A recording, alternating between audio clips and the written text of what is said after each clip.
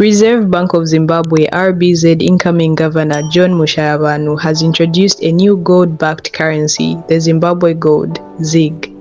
Welcome back to Zim News Live YTS, where we give you latest updates about what's transpiring in Zimbabwe. Before you go any further, don't forget to like, subscribe, and turn on the notification bell so that you don't miss any updates. The ZiG is in 1, 2, 5, 10, 20, 100, and 200 denominations, a ZiG half and a quarter.